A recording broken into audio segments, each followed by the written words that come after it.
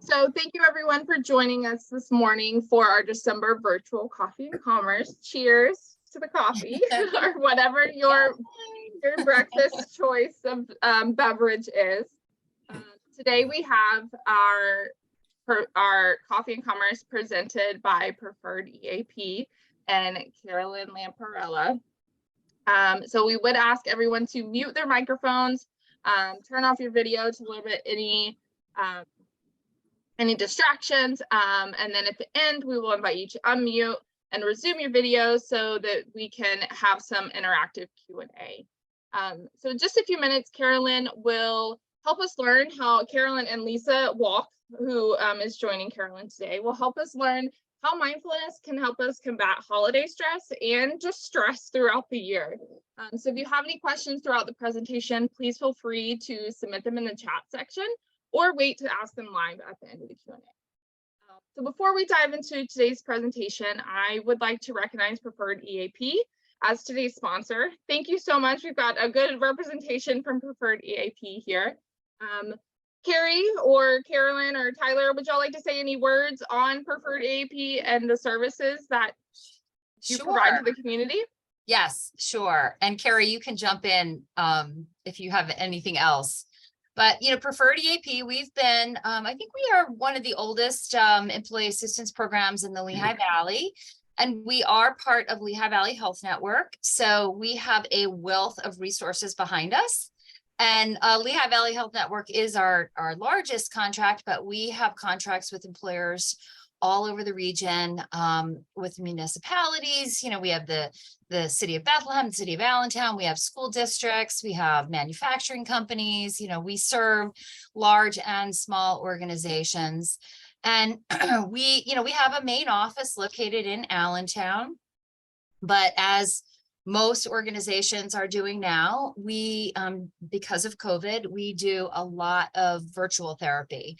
So we have access, much greater access to employees than we ever have before, which is, you know, the great news about mental health right now is, you know, prior to COVID, access was always an issue, and now we have that ability. The other thing that's unique about Preferred EAP is because we're a smaller organization, we are extremely customizable. And so that's one of the greatest things about, I think, our organization versus some of the larger EAPs that serve, you know, corporations that have employees all over the world. We have the ability to really tailor our services to your organization.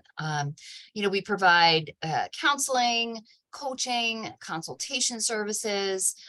So it's not just about that 50-minute hour. We have a whole host of wraparound services that we provide. And right now we're really focused on prevention, you know, mental health prevention. We've been dealing with a crisis for, you know, 2+ years. Oh my gosh, we're going into 3 years, right? I can't believe that. But now we're really trying to emphasize prevention. And in the spirit of that, we have absorbed the Center for Mindfulness through Lehigh Valley Health Network. And Lisa is one of our teachers. That's why she's here with me.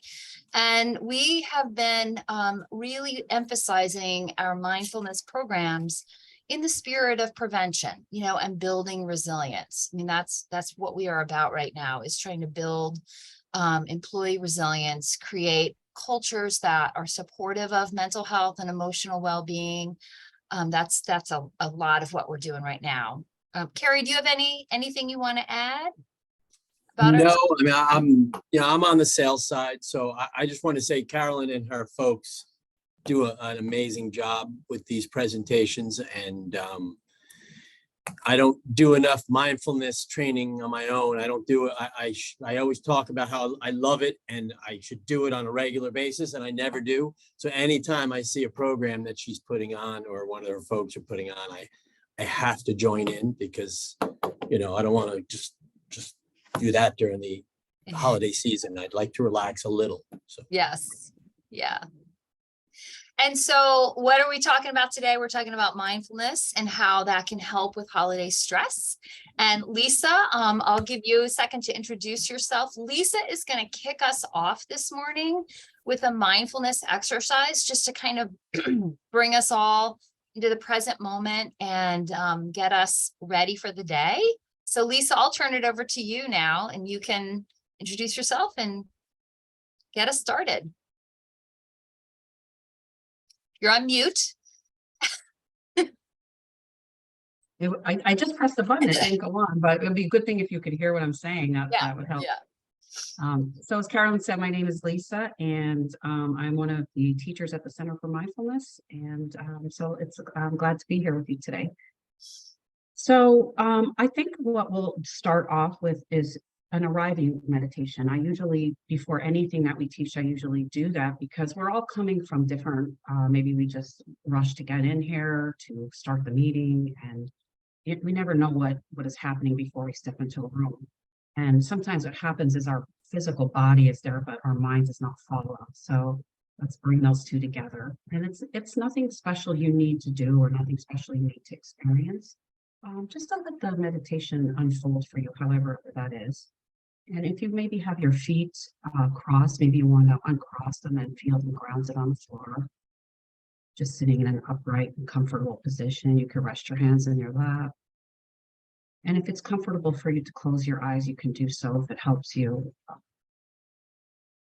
focus and from distraction.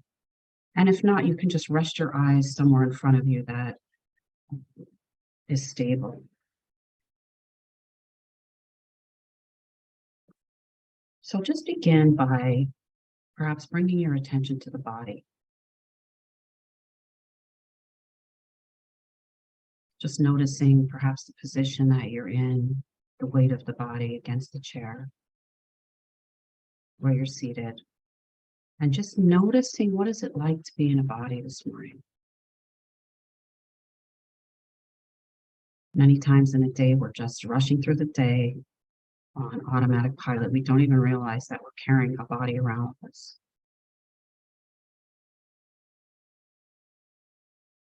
We spend a good amount of time focusing on the tasks at hand,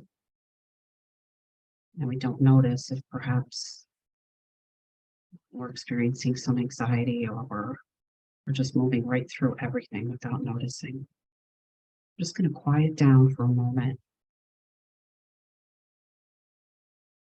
And our minds already might be wandering away. Just being seated in some stillness might be difficult for you, and that's okay. But just when you notice that your minds wander to perhaps remembering or planning or boredom, just come back to tending to the body. Maybe noticing if the body has a sense of heaviness or a sense of lightness. The effort that it takes to be seated upright. And maybe we can invite in some relaxation, just settling in and allowing the chair that you're in to support you. You just can release any unnecessary effort. And just take a few moments to enjoy sitting and breathing. Right now, there's nothing else to do, nowhere else to go.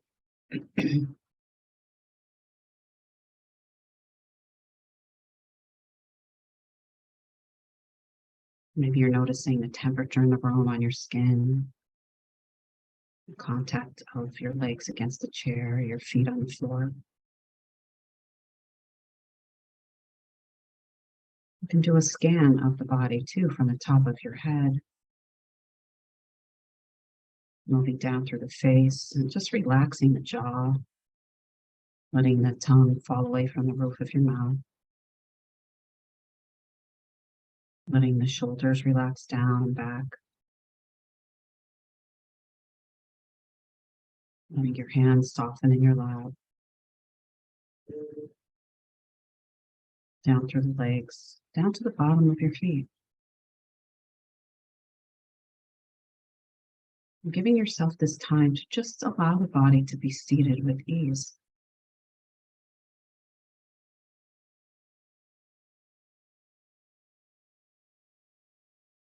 You may also notice that you're breathing now that you're quieting and sitting in some stillness. So maybe just noticing this simplicity of breathing in and breathing out. Maybe noticing where the breath is most predominant for you. Maybe the nostrils. Notice the cool air coming in and the warm air exiting. Maybe it's strongest for you in this rise and fall of the chest and the belly.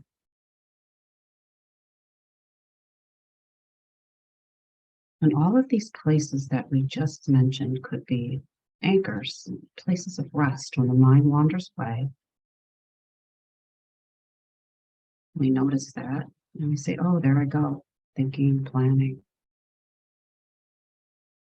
But I'm just going to come back to this moment. I'm going to come back to the sensations of breathing, to my hands in my lap, to my feet on the floor. So give yourself a moment to choose that place of rest to return to.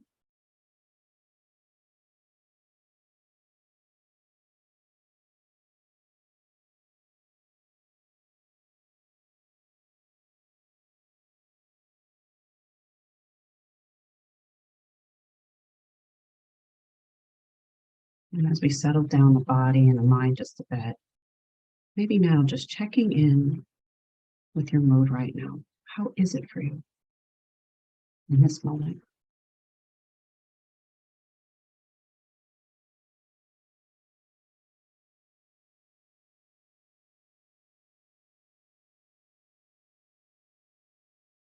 If your eyes are closed, you can open them, perhaps stretching a little bit. And give our attention to Whew. Thank you, Lisa.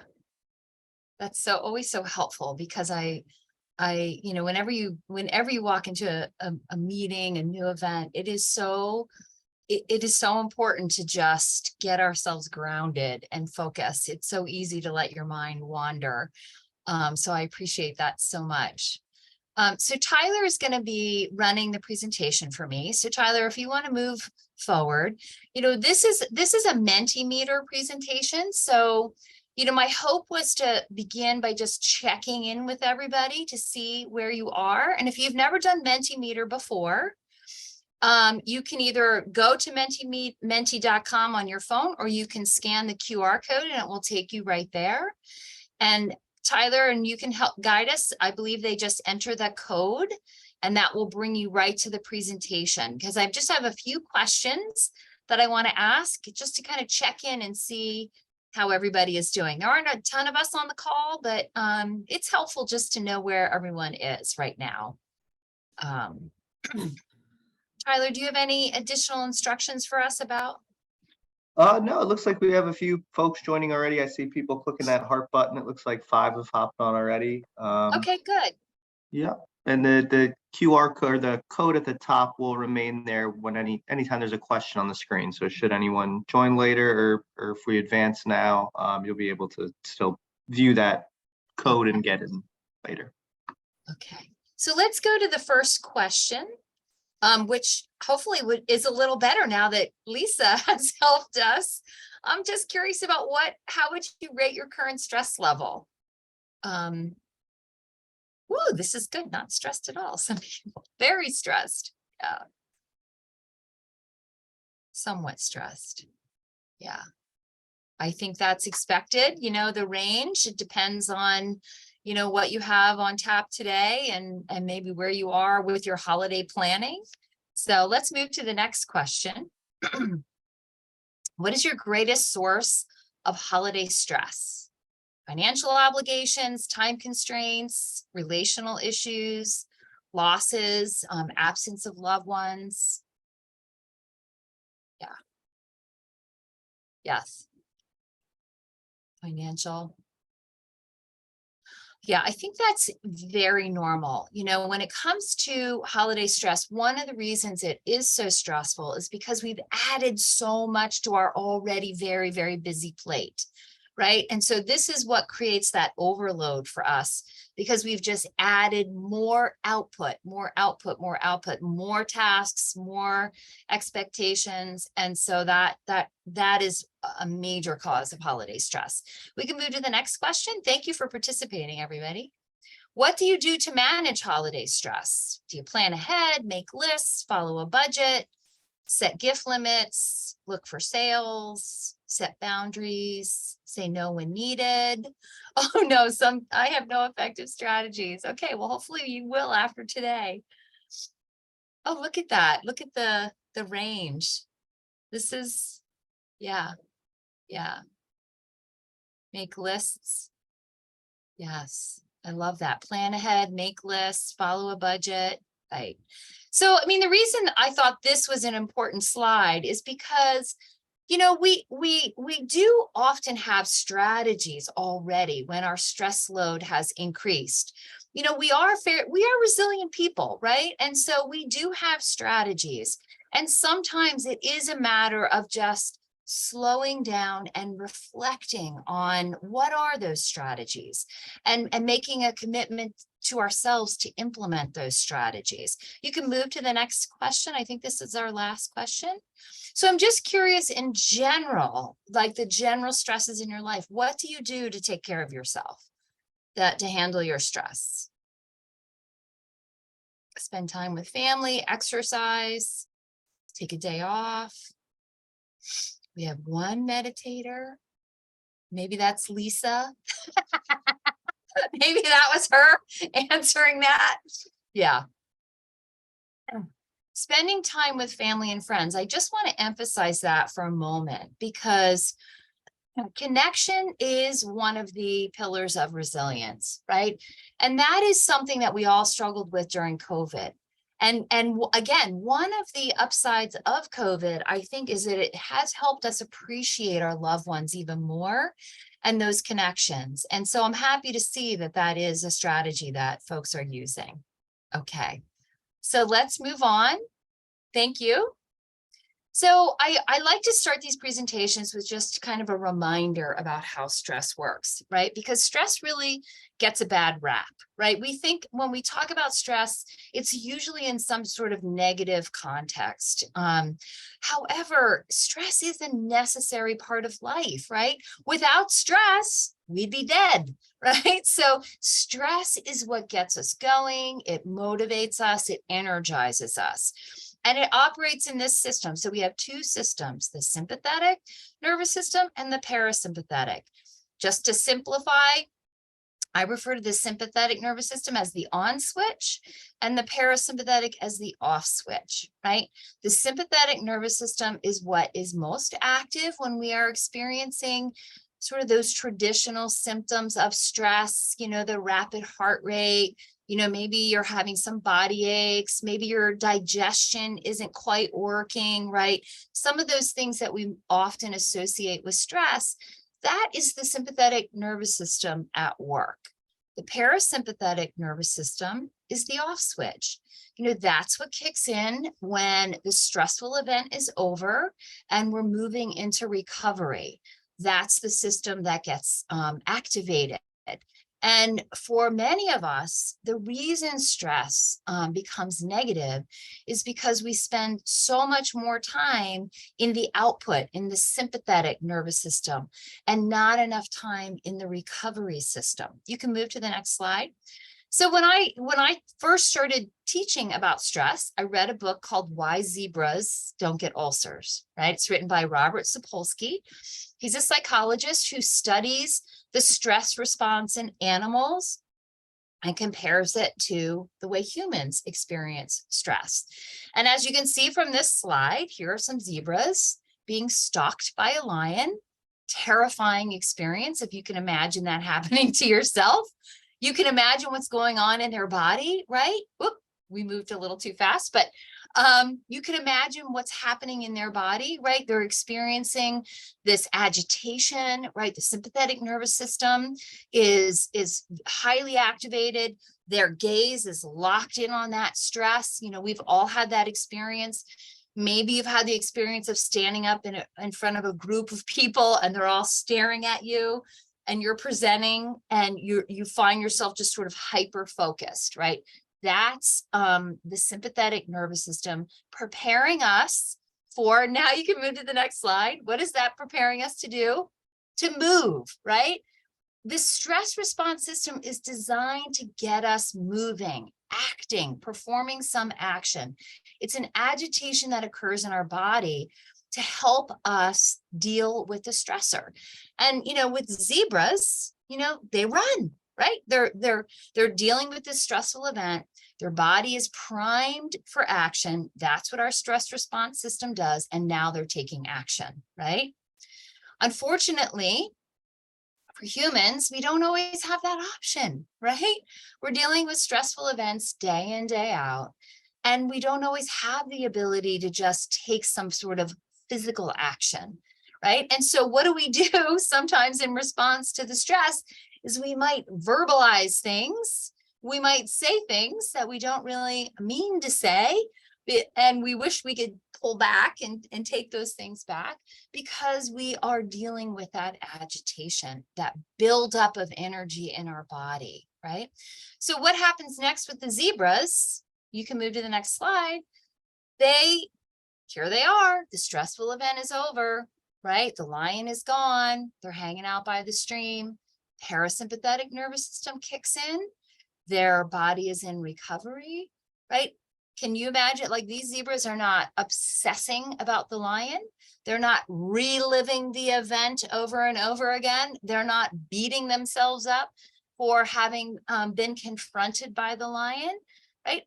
Unfortunately, what do humans do, right? In this moment, we're freaking out still, right? We're still like, oh my gosh, I can't believe that happened. We're reliving the past. We're venting, right? We always say, I'm just going to vent for a while. But unfortunately, what that does is it keeps that agitation alive in our body. It keeps our sympathetic nervous system active, right? And that then becomes, you can move to the next slide. This is when stress becomes problematic for us, right? In phase one, that alarm phase, right? Our body, we are designed to deal with stress. So our body takes care of us. It helps us mobilize, right? Phase two, we're dealing with the stressor, you know, that's what we're designed to do. But if we don't allow our bodies and our minds to recover, we soon wind up in phase three, which is exhaustion, right? And that's when stress becomes problematic for us.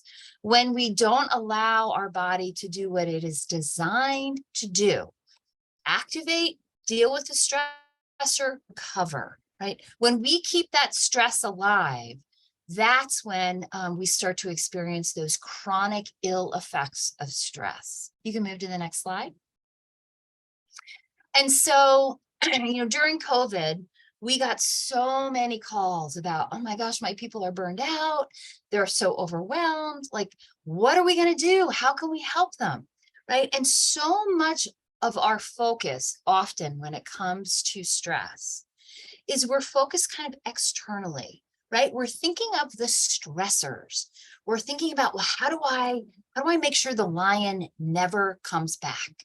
How do I make sure that during the holidays, my relative who often, you know, brings up politics or something like that, how do I make sure that they don't do that, right? We get kind of focused externally on the stressor and thinking, I've got to prevent those things from happening. But unfortunately, what that does is it makes us feel helpless, you know, because we're so focused on things that we can't control, right? Stressors are part of our daily life. They're not going away, right? If I'm talking with somebody who works in healthcare, a nurse, a physician, I'm not going to prevent those stressful events from happening, right? That's just part of life. So the stressors are always going to be there. The lions will always be there. And we don't always know when they're going to show up. So if we really want to effectively manage our stress, we've got to turn our attention to focusing on the stress. And by that, I mean, and Lisa helped us with that in the very beginning, turning our attention to our body, right? Because that's actually where the stress exists. It doesn't exist outside of us. It exists within us. Going back to that initial slide, we have a system inside of our body that is responsible for managing our stress, right? And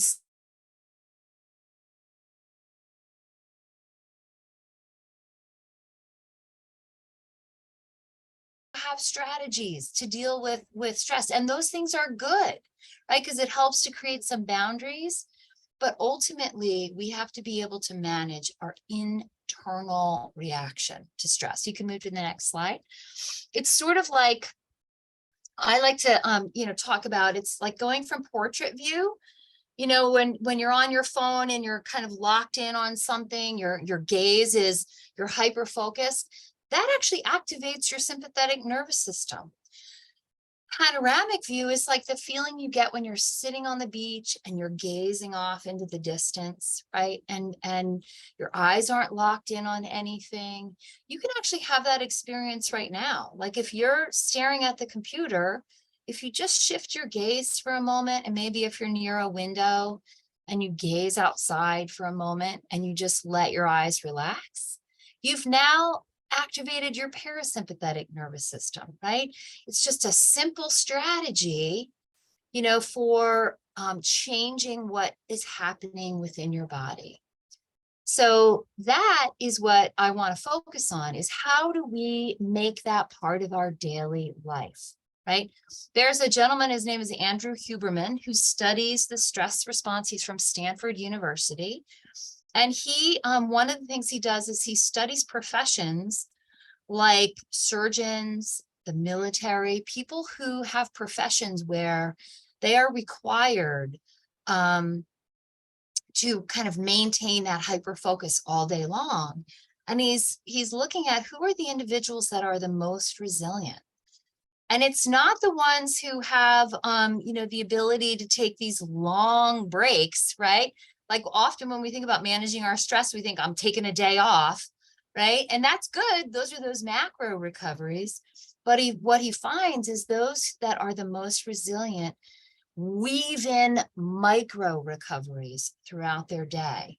Moments where they're able to shift from portrait view to just pausing and relaxing and getting themselves recentered, like Lisa helped us do in the beginning, right? Our mind is out here and we're really like worried about the holidays, and then shifting our focus to the present moment, going back and forth repeatedly throughout the day.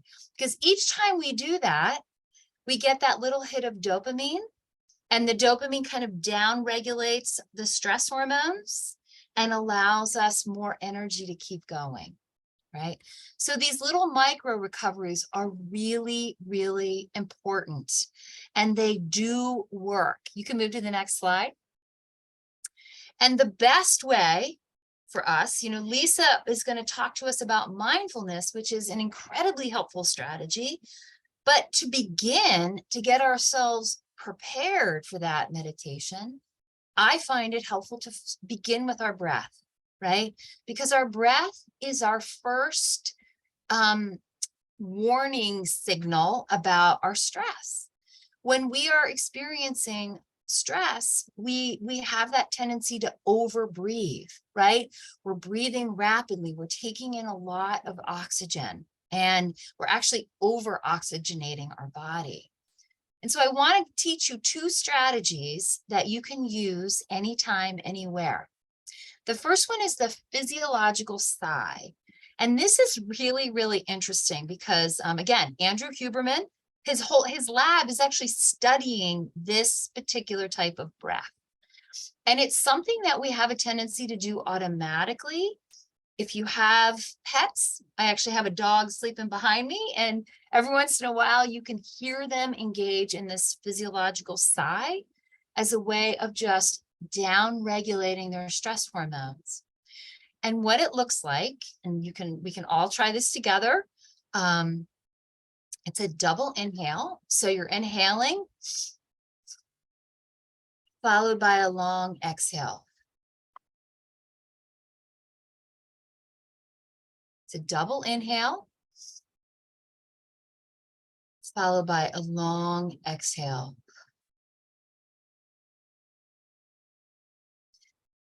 And what Andrew Huberman has found, and he and a colleague of his who is a psychiatrist are studying the effectiveness of this breathing technique on just immediately adjusting our stress, right? So in that moment when you're feeling anxious, and again, you may notice yourself doing this automatically. If you're getting ready to walk into a stressful event, it's a breathing technique that we sort of use without even thinking, right? It's the physiological side. It's just like the reset button that we can use. You do it 2 or 3 times, and it just immediately kind of down regulates the sympathetic nervous system. Another strategy that is often talked about is coherent breathing, where we're literally matching our inhales and our exhales, right? So when we are stressed, often we're inhaling too much and our exhales are too short. And what that results in is too much carbon dioxide in our body. And the reason the physiological sigh is so effective is, we inflate our lungs on that first breath, but our lungs, if you remember, they have hundreds of sacs attached to the bottom of them, the alveoli. These little tiny sacs, when we have that first inhale, don't get inflated. It's the second inhale that fully inflates our lungs. And that long exhale offloads all the carbon dioxide, that we have built up in our body. And that's one of the reasons why it's so effective.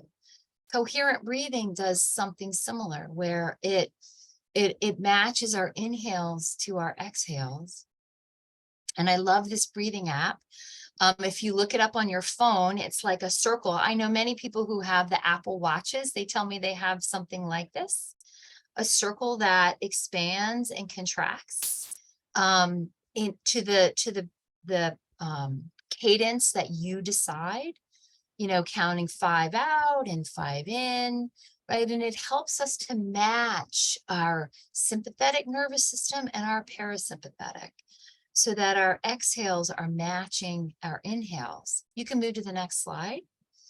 And what we find is when we do this, you see the red line represents an episode of coherent breathing. We find that it impacts our respiration, our heart rate variability, and our blood pressure. And again, this is using our breath to manage our stress, the physiological response of stress in our body. It's not going to prevent the lion from showing up tomorrow, right? It's not going to help us avoid those stressors. It's going to help us manage those stressors and, turn our attention to things that we can control. And our breath is something, our diaphragm is like, we can't regulate necessarily the majority of the organs in our body. Our heart, our lungs, we have so many organs in our body, our pancreas, our gallbladder, like we can't regulate those things. But our diaphragm, we actually have direct control over through our breathing. And so by implementing coherent breathing, you can move to the next slide. And if you want to amplify the effects, now you can add gratitude. And this is again why these strategies, we hear so many things, so many positive things about. This is what happens when you add positive thinking, gratitude to that breathing technique. You see it amplifies the internal reaction, right? It helps to regulate us. It just kind of takes that agitation and it calms it down, right? And so, so these are like great ideas, right? And so what I often hear from folks is like, well, that's great, but I'm so busy during the day, I forget, I forget to do it. And that's true for all of us. Like by the end of the day, we feel exhausted and we're like, what just happened today? Right? So one of the things that is so important is to figure out, how do you weave these moments of pause, these moments where you just slow things down throughout your day. Well, I always talk about pairing these strategies with habits, that we do every day. And certainly during COVID, we washed our hands like 20 times a day, right? So every time you wash your hands, every time you brush your teeth, every time you sit down to eat, these are things that we do every day that we can now pair a strategy, a helpful strategy, to those things that we're already doing, right? And by doing that, we've now created a habit that bolsters our resilience. So now I'm going to turn my attention. You can move to the next slide. I want to bring Lisa in because she's going to talk to us about mindfulness. She is the expert, not me. I want her to help us understand how we can use mindfulness in addition to these breathing strategies to manage our stress. Lisa, I'll turn it over to you. So there's some definitions up here from Dan Harris and one of my original teachers of MBSR, John Kabat-Zinn. And so I'm going to just jump down to him, and we're going to talk a little bit more about this, the awareness that arises from paying attention on purpose in the present moment and non-judgmentally. So we're going to take that apart a little bit. Mindfulness is simply awareness. A lot of people have different ideas about what a meditation means and what mindfulness means. It's a buzzword, which can be concerning about how it's put out there in the world and different places that we see it. But when we meditate, it's simply awareness. Awareness of our bodies, awareness of our thoughts, our emotions. So it's really something that everyone has the capability to do, to be in this constant flow of awareness, this inherent ability that we all share. And it's cultivated through practice. So Carolyn brought so many important points to the forefront that I hope to build upon, because really learning about it is nice, but how do we actually institute mindfulness into our lives that it actually makes a difference for us? And there's another thing I want to get out of the way right in the beginning, because many people say to me, I can't meditate. My mind's too crazy. I can't do these things. And that's true, but all of our minds are crazy all of the time. There's so much distraction, so much that everyone's doing in a day's time. There's no one that's not experiencing this. Unless you're completely stepping out of life as a Tibetan monk. I'd like to read something to you to base upon or follow up on a point that Carolyn made about this stress being inside of us, because much of the time we, sometimes as a coping strategy, we tend to blame other people for different problems and stresses in our lives, different situations. But the problem with that is these things will never stop coming, like Carolyn said. Stress doesn't really end. We can help ourselves by, of course, changing our lives around a little bit so they are less stressful, but it's never going to stop. There's always some, things you can't prevent. You're trying to get to work and there's an accident and you're stuck on the freeway. You drink a big thing of coffee and it spills over your clothing in the morning and you have to change. So there's no way that we can avoid that. And I just want to read you this. Actually, this wasn't part of my plan, but I thought of this when Carolyn was talking, and it's a little story about a monk who decides to meditate alone. Away from his monastery, he takes a boat and he goes to the middle of the lake, he closes his eyes and begins to meditate. After a few hours on unperturbed silence, he suddenly feels the blow of another boat hitting his. With his eyes still closed, he feels his anger rising, and when he opens his eyes, he is ready to shout at the boatman who dared to disturb his meditation. But when he opened his eyes, he saw that it was an empty boat, not tied up, floating in the middle of the lake. At that moment, the monk achieves self-realization and understands that anger is within him. It simply needs to hit an external object to provoke it. After that, whenever he meets someone who irritates or provokes his anger, he remembers the other person is just an empty boat. Anger is inside me. So it isn't really the stressful event, because all of our events are different in life. It is our perception of an event. And mindfulness helps switch that up. So in order for us to spend more time, which is what we want in that off switch that Carolyn spoke of, rather than the on switch, it's really awareness. And that awareness arises by paying attention, as John Kabat-Zinn, on purpose, through meditative practice, through some of the other things that she said, like informal practices, and we'll talk about those, on purpose in this moment. The only time we can make that change about ourselves is right now. That brings to the forefront this capacity for practice. And of course, practice is everyone's problem, right? Even those of us who do this for a living. It's a challenge to create space in our life. You're like, I already do a million things in a day. How am I supposed to add a meditative practice in? But it is something that if you feel will help you, the only way you're going to know that is if you actually try it and actually spend that time in practice. It is a gift to give yourself that time. And we have to spend a little time saying, well, when would I do this? Perhaps I can get up 15 minutes earlier to spend some time in formal practice. Perhaps I can do it on my lunch hour. Perhaps I can do it while I'm standing in line. No one even knows you're doing this. Feeling my feet on the ground when I'm in line and I'm frustrated that the person up there is taking up too much time and I got things to do. Taking our time, grounding our feet, noticing our bodies, noticing, being in awareness of the emotions that are rising and watching them pass by.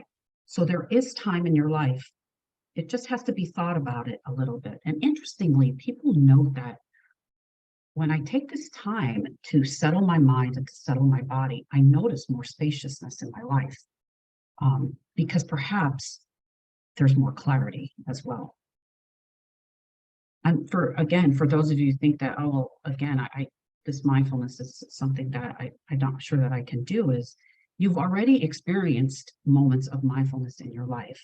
Many times, though, what happens is they're during moments of great joy or perhaps tragedy. Maybe when you got married or had a child or took a fabulous vacation, you were in awe of something.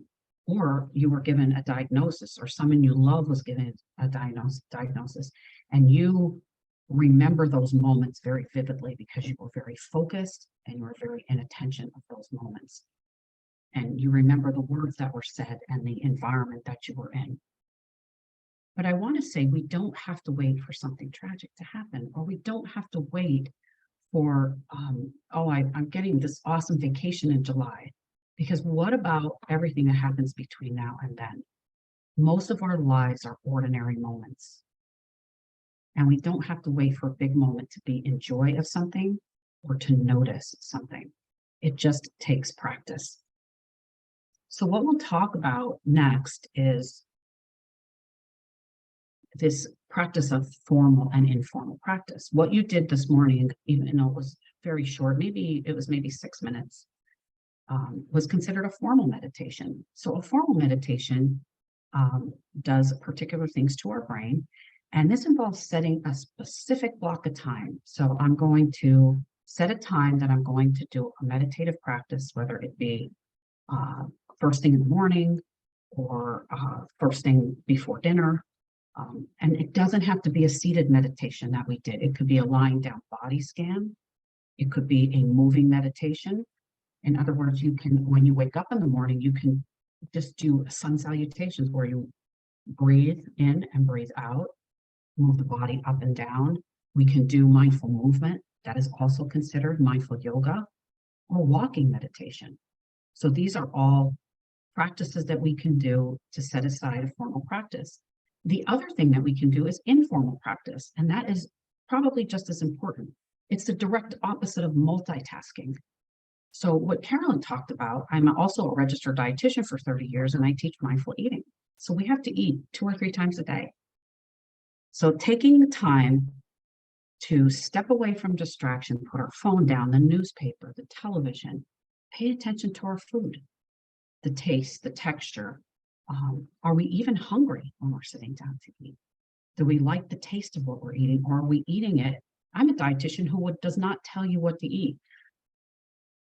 Your body can decide, what am I hungry for? Now, of course, if you had an illness of diabetes or something, renal disease I worked in for 20 years, people had to really be mindful of what wouldn't harm them. For the most part, our bodies know. So next meal, use one of your meals a day as a chance to notice the food, notice the smells, notice the flavors. Notice how many bites before you're tired of it, of that food. We don't have to clean our plates. I give you permission to not have to clean your plate. Another informal practice is your first cup of tea or first cup of coffee, just noticing the heat of the cup, the smell of the coffee, the first sip. When you're petting your dog, just pet your dog.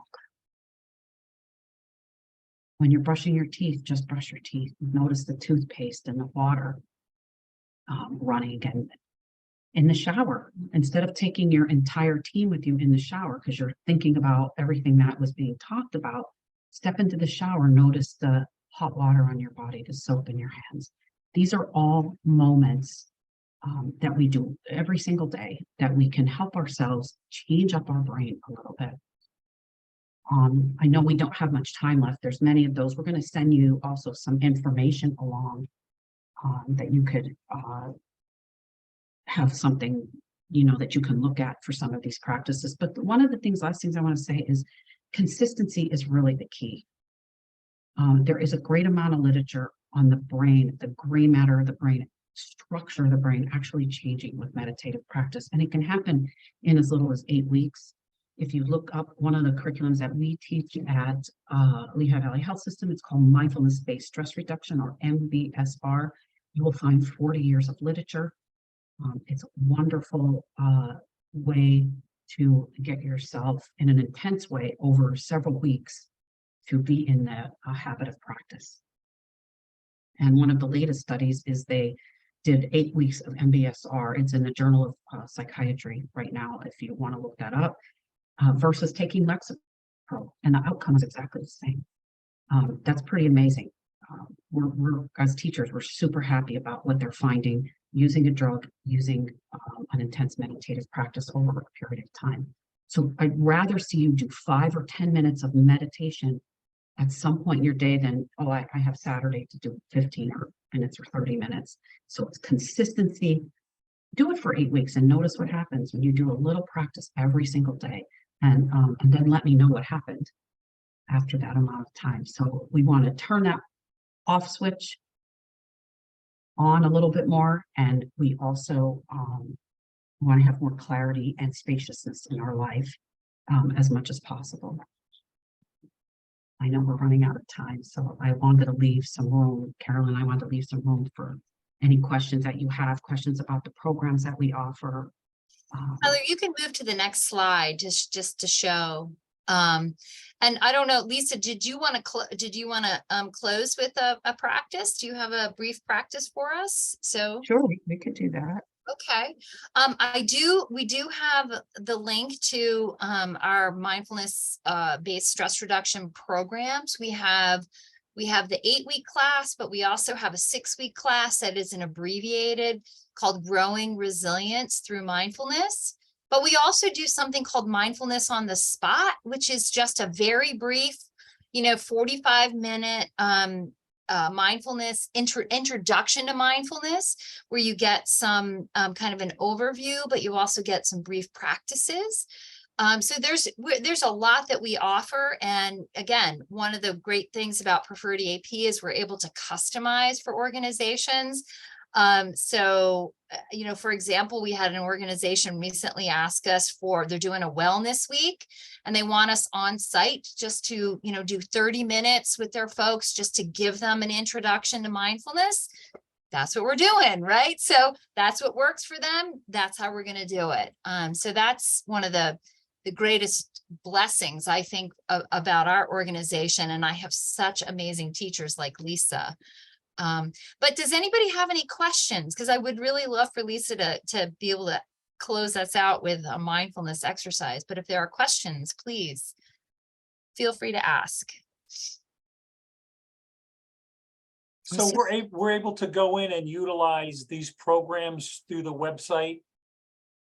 Yeah, Okay. what you can do, you'll find the information. So we have the 2 classes that are, we have them scheduled. Like you should be able to find, right, Lisa, our schedule is now on the website for 2023.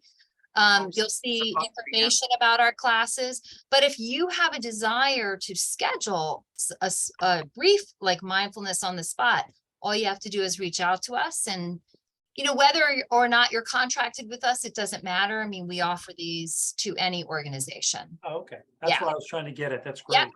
Any organization. Yeah, you don't have to have a contract with us. And I just wanted to say one other thing, Lisa. Yeah. Your voice, you should be putting that on mindfulness tapes because it was very, very relaxing. So Oh, thank you. I do actually have it. If you take MBSR with me, my voice is on the body scan. Okay, I found that very, very calming. Yeah. Not like Carrie, but yours is very calming. I gotta say, Paul, if you're going to do a meeting, you better get some coffee and you. I'm telling you, yeah. So I do have one serious question though. And I know that these are a lot of really good strategies, but there's so much going on all the time. And I know we go back into let's, breathe or, recognize your body. I understand that, but like just even sitting here, I've got 2 screens and I'm getting binged over here and Yeah. And there's times I try to get out of the office and walk 15 minutes a day. Even Mhm. though it's not going to happen today because it's miserable out there. It's not going to happen over the winter because it's too darn cold. There's always an excuse. But is there some trick that just gets you in that mode? And I love, and it's funny when you were talking earlier, Carolyn, about the panoramic view. I've got a window over my computer. I do that a lot. Or I'll say a prayer. I mean, just to try to bring it back in. But is there some, I don't know, some switch you could just quickly click on and it's like, okay, I got to get into this and just give me, a minute and then go back to doing what you do. Because I wrote down here, my mind wanders. There's always so much going on. That's my issue. And I'll shut up now. Right, Hayden? You're not alone. I mean, you're certainly not alone. Lisa, I'll let you, do you want to respond to that? Yeah, definitely. So there's a couple of things. What you just touched upon is perhaps called a mindfulness bell. So you can leave reminders for yourself on your computer, on your mirror in the bathroom, pause, stop, breathe, whatever your word might be. You can leave those all over the house. You can have them on your phone. You can have them on your watch. You can have them anywhere to just remind you to stop, just step out. It is a gift. No one is ever going to give that to you. People will just keep at you and at you and at you, and they don't care, even your own family. Sometimes, when my kids were young, I had to say, listen, I mean, I didn't leave them unattended, but this is, when I wasn't practicing with my children, I had my own time. Everybody needed to step out. So it's a choice. Remember, it's a choice and a gift to yourself to take a pause when you need to, and you're better for it when you come back. So leave yourself these reminders. The one thing I just want to say is, what I think what we often tell ourselves is it has to be a large chunk of time in order to be effective. And what I find is that just like what you just described, turning the screen, the monitors off and just spending that time in panoramic view for 30 seconds. 30 seconds is a really long time, when you're just focused on relaxing, but if you're able to just weave that in, like, let's say 10 moments where you have 30 seconds of pause, you are actually changing the physiology in your body. And that's what's so cool about this, is it really does work. And so we have to change our mindset from these macro recoveries to micro recoveries. Go ahead, Lisa. Yeah, exactly that. And you saw, like this morning, we did a 5-minute meditation. And I can only ask you, I can't assume, like, did you notice a shift in that short amount of time? Did anyone notice, maybe you needed more time to actually settle in, but did you notice a short shift in that small amount of time that you just kind of backed away from everything? And at the end, you'll notice we'll do maybe a 2-minute practice that you could use. Maybe I would prefer to do something that you can actually use in your day-to-day. And like Karen said, if you do 10 of those a day, but you have to allow yourself that grace to say, I can step out. the world will not collapse in those 10 moments Yeah. without me in it. We think I have people tell me all the time, I feel like I always have to be doing something. And that's just a story you tell yourself. Remember, that's just your own thoughts telling you a story. I don't have time to meditate. I don't have time to take a break. No one will let me take a break. These are all just stories that are wound up in our minds. And as we pause and we take the time, we notice a couple things, that it's our thoughts that are stressing us now, not actual happenings. Right? Mark Twain said, I had a lot of tragedy in my life, and some of it actually happened. So it's our thoughts. It's our Right. thoughts that are giving us the stress even more than the I love actual that. event. Yeah. Yeah. So we just take a step out. Yeah. And the other thing is there's a moment of kindness to yourself that we do not give ourselves. A moment of self-compassion where we say, some things are just hard and I just need a break. I just give myself a break. We need that in our life. So that's an important point, that at the end of John Kabat-Zinn's, it's in a non-judgmental way. That's, if you don't understand that part of mindfulness, you've totally missed it. In some cultures, mindfulness and heartfulness are the same word. Mm. So that sense of kindness to myself, I just need a break. I need a couple minutes. Can I just have a couple minutes? Give it to yourself. Well, Lisa and Carolyn, before we close out with a mindfulness practice, I just want to thank you so much for coming and helping us make some space this morning. I know it is very hard to make that space. So very great question, Paul, as to how do we do that? So I want to thank you both. Thank you, Preferred EAP, for sponsoring today's program. We will be sharing today's recording with the group as well. We'll share it on our social media. I think this is very valuable information that more people need to take the time to, really incorporate how to practice. So thank you again. And I'll turn it over to you if you'd like to close us out with a meditation. Yeah, so this is just called resting of the hands. And it's just a simple exercise that you can do several times a day. And so just resting your hands in your lap. And just for a few seconds, let your hands be completely still. You can, wherever you're resting, just focus your awareness for a moment on the subtle sensations. Maybe even take a few breaths, directing the breath as you do take the in-breath, and just directing the out-breath to go all the way down your arm into your hands, right through to the fingertips.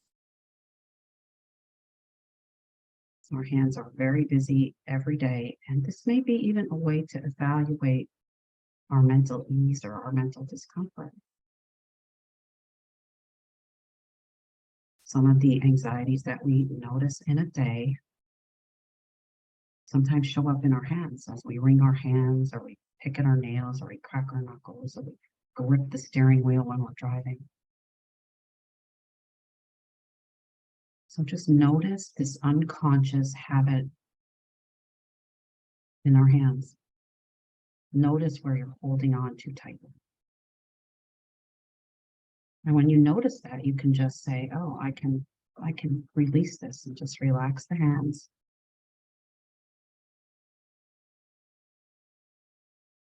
And oftentimes when we relax one part of our body, the rest of the body follows.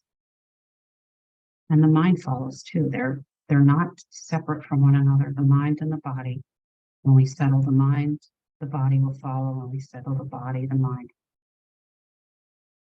And it's a very simple way of quieting our minds, and you can do this anywhere. No one even knows that you're doing it. It's resting the hands. Resting the hands, noticing the feet. These are really simple practices. Not everyone likes the breath, but you have other options. So I hope everybody enjoys their holidays, and when your uncle brings up politics, you can rest your hands in your lap. So you don't fist fight. Lisa, Carolyn, thank you so much again. Again, we will share all the resources from today's presentation with Thanks so much. everyone.